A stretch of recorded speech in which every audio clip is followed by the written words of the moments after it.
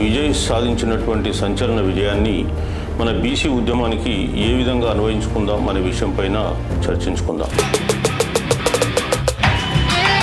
60 సంవత్సరాల ద్రవిడ పార్టీల పాలనను మట్టి గర్పించి విజయాన్ని సాధించినటువంటి వ్యక్తి.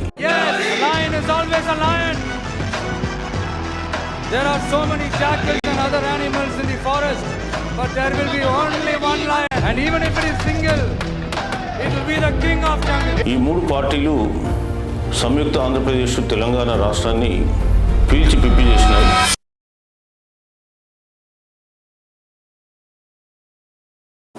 హాయ్, నేను టి చిరంజీవులు, రిటైర్డ్ ఐఏఎస్ ఆఫీసర్ మరియు chairman BC intellectuals forum Hyderabad.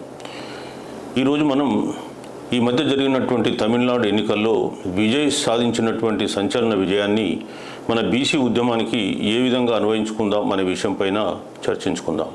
దేశ రాజకీయాల్లో చర్చనీయాంశంగా మారినటువంటి తమిళనాడులోని విజయం బీసీ ఉద్యమానికి ఏ విధంగా ఉపయోగపడుతుంది అనేటువంటి అంశాన్ని మనం చర్చిస్తూ, ముఖ్యంగా విజయ్ అంటే తమిళనాడులో ఒక సినిమా నటుడు కాదు, అతను ఒక భావోద్వేగం, ప్రజలకు ఒక ఆశాదీపం, ప్రజల ఆకాంక్షలకు ప్రతిరూపం. విజయ్ రాజకీయ వారసత్వం ఉన్నటువంటి కుటుంబం నుంచి వచ్చినటువంటి వ్యక్తి కాదు, అలాగే రాజకీయ అనుభవం ఉన్నటువంటి వ్యక్తి కూడా కాదు. అట్లాంటి వ్యక్తి 60 సంవత్సరాల ద్రవిడ పార్టీల పాలనను మట్టి గర్పించి విజయాన్ని సాధించినటువంటి వ్యక్తి. అట్లాగని విజయ్ ఎన్నికల్లో విచ్చలవిడిగా డబ్బు ఖర్చు చేసినటువంటి వ్యక్తి కూడా కాదు. మనం మాట్లాడితే ఎన్నికల్లో డబ్బు ప్రధానమైన పాత్ర పోషిస్తుందని చెప్తున్న మనం విజయాన్ని చూస్తే డబ్బు అంత ప్రాధాన్యత కాదు అనేటువంటి విషయాన్ని మనం అర్థం చేసుకోవచ్చు. అట్లాగే మీడియా విషయానికి వస్తే విజయ్కు ప్రింట్ మీడియా కానీ ఎలక్ట్రానిక్ మీడియా కానీ ఎలాంటి సహకారం అందించలే. కేవలం సోషల్ మీడియా ద్వారా ఆయన యువతను రీచ్ అయి వారి మనసుల్లో స్థానం సంపాదించి విజయాన్ని సొంతం చేసుకున్నాడు. అలాగే విజయ్ పెద్ద భారీ బహిరంగ సభలు నిర్వహించలేదు, కొన్ని జిల్లాలకు ఆయన విజిట్ కూడా చేయలే, అయినప్పటికీ విజయాన్ని సాధించడం జరిగింది. మరి మనం ఈ విజయం ద్వారా నేర్చుకోవాల్సినటువంటి అంశాలు ఏమిటంటే, తెలంగాణలో గత 78 సంవత్సరాలుగా 3 పార్టీలే రాజ్యం వెళ్తూ ఉన్నాయి. ఆంధ్రప్రదేశ్ రాష్ట్రంగా ఉన్నప్పుడు కాంగ్రెసు లేదా టీడీపీ పాలించినాయి. తెలంగాణ రాష్ట్రం వచ్చిన తర్వాత బీఆర్ఎస్ లేదా కాంగ్రెస్ పార్టీలు రాజ్యం వెళ్తూ ఉన్నాయి. ఈ 3 పార్టీలు సంయుక్త ఆంధ్రప్రదేశ్ తెలంగాణ రాష్ట్రాన్ని పీల్చి పిప్పి చేసినాయి. బహుజనుల జీవితాలని చిన్నాభిన్నం చేసినాయి, ఛిద్రం చేసినాయి. ఈరోజు ఈ 3 పార్టీలు బీసీలు బహుజనులకు వ్యతిరేకమైన పార్టీలే కాబట్టి వాటిని మట్టి గర్పించి మరి బహుజన పార్టీల ఆధ్వర్యంలో రాజ్య స్థాపన చేయాల్సినటువంటి అవసరం ఎంతైనా కలదు. ముఖ్యంగా తెలంగాణ, ఆంధ్రప్రదేశ్, అదేవిధంగా హైదరాబాద్ స్టేట్ను పాలించినటువంటి ముఖ్యమంత్రులను మనం చూసినట్టయితే ఇప్పటి వరకు 20 మంది ముఖ్యమంత్రులు ఈ రాష్ట్రాన్ని ఏలడం జరిగింది. హైదరాబాద్ స్టేట్లో ఉన్నప్పుడు బూర్గుల రామకృష్ణారావు గారు ముఖ్యమంత్రిగా ఉన్నారు. ఆ తర్వాత సంయుక్త ఆంధ్రప్రదేశ్లో అనేక మంది ముఖ్యమంత్రులు వచ్చారు.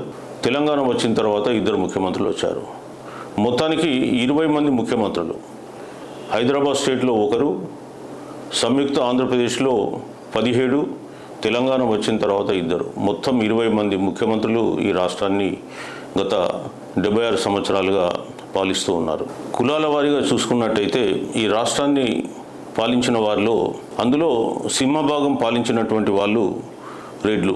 11 మంది రెడ్లు ఈ రాష్ట్రాన్ని 39 సంవత్సరాలు పాలించడం జరిగింది.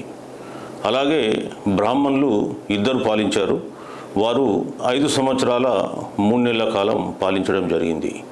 అలాగే కమ్మలు 3, వారు ఈ రాష్ట్రాన్ని 14 సంవత్సరాల 8 నెలలు పాలించడం జరిగింది. అలాగే వెల్మలు చూసినట్టయితే ఈ రాష్ట్రాన్ని 2 ముఖ్యమంత్రులు 13 సంవత్సరాల 9 నెలల కాలం పాలించడం జరిగింది.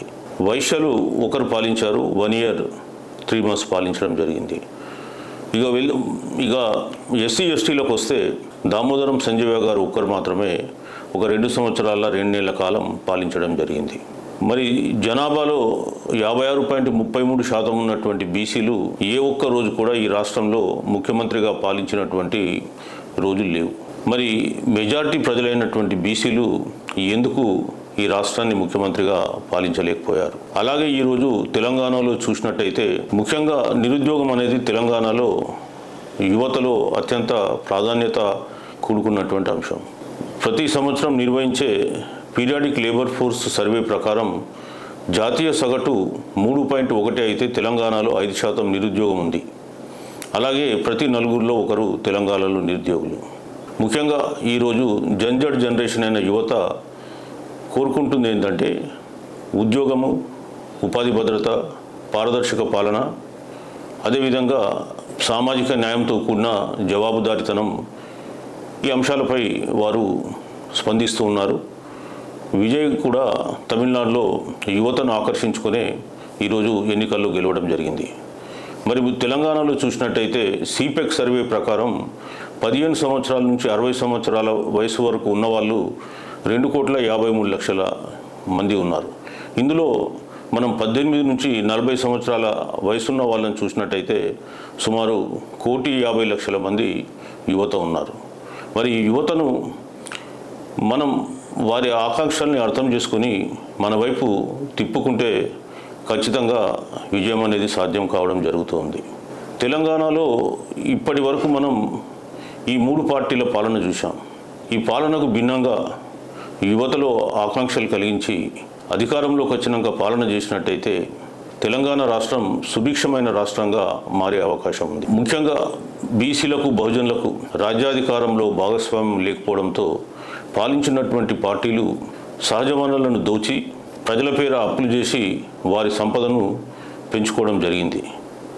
ఈరోజు తెలంగాణ రాష్ట్రంలో ఏ రంగంలో చూసినా 3 కులాలకు సంబంధించిన వారే అగ్రస్థానం వహించి ఉన్నారు. బీసీలు, ఎస్సీలు, ఎస్టీలు ఎక్కడ కూడా మచ్చుకైనా కనిపించరు. అది ఫార్మా రంగం కావచ్చు, సినిమా రంగం కావచ్చు, పరిశ్రమల రంగం కావచ్చు, సేవల రంగం కావచ్చు. మరి అట్లాంటప్పుడు ఇటు రాజకీయాల్లో లేరు, ఆర్థికంగా లేరు, విద్య, వైద్యము, వ్యాపార రంగంలో కూడా లేరు. మరి అట్లాంటప్పుడు మరి బీసీల పరిస్థితి ఏ విధంగా మారుతుంది? ఇది మారాలంటే ఖచ్చితంగా బీసీలు, బహుజనులు రాజ్యాధికారంలోకి రావాలి. అప్పుడే వనరులపై నియంత్రణ వస్తుంది, అవకాశాలు మనకు వస్తాయి, పరిపాలనలో భాగస్వామ్యం అవుతాం. రాజ్యాధికారంలో భాగస్వామ్యం ఉన్నప్పుడే మన నిర్ణయాలు మనం తీసుకోగలుగుతాం, మన తలరాతను మనం రాసుకోగలుగుతాం. ముఖ్యంగా తెలంగాణలో జరుగుతున్నటువంటి బీసీ ఉద్యమం యువతను ఆకర్షించుకోవాల్సినటువంటి అవసరం ఉంది. ఈ యువతను ఈ ఉద్యమంలో భాగస్వామ్యం చేసి వారి ఆకాంక్షలకు అనుగుణంగా బీసీ ఉద్యమాన్ని ముందుకు తీసుకెళ్ళినట్టయితే ఖచ్చితంగా బీసీ ఉద్యమం తెలంగాణలో సక్సెస్ అవుతుంది. తెలంగాణ కొరకు త్యాగం చేసినటువంటి అమరుల ఆశయాలు కూడా నెరవేరబడతాయి. మరి తెలంగాణ బీసీ ఉద్యమం, బహుజన ఉద్యమం విజయ స్ఫూర్తితో తమ ఉద్యమాన్ని దశను మార్చుకొని ముందుకు వెళ్ళినట్టయితే విజయం తథ్యం అని చెప్పి చెప్పక తప్పదు. ఈరోజు బీసీ ఇంటలెక్చువల్స్ ఫోరం, ముఖ్యంగా నేను బీసీ ఉద్యమంలోకి స్వచ్ఛందంగా, నిస్వార్థంగా రావడం జరిగింది. నాకంటూ ఏ రాజకీయ పదవిని ఆశించి ఉద్యమంలోకి రావడం జరగలేదు. కేవలం తెలంగాణ రాష్ట్రంలో బీసీలకు, బహుజనులకు జరుగుతున్నటువంటి అన్యాయాన్ని చూసి సహించలేక తన వంతు కర్తవ్యాన్ని నిర్వర్తించాలనే ఉద్దేశంతో రావడం జరిగింది. యువత కూడా ఈ విషయాన్ని అర్థం చేసుకుని మరి బీసీ ఇంటలెక్చువల్ ఫోరంతో కనెక్ట్ కావాలని చెప్పి కోరుతూ ఉన్నాను. రాబోయే కాలంలో ఈ బీసీ ఉద్యమాన్ని, బహుజన ఉద్యమాన్ని పెద్ద ఎత్తున నిర్మించి వచ్చే ఎన్నికల్లో రాజ్యాధికారమే మన లక్ష్యంగా ముందుకు దూసుకొని పోవాలని చెప్పి కోరుతున్నాను.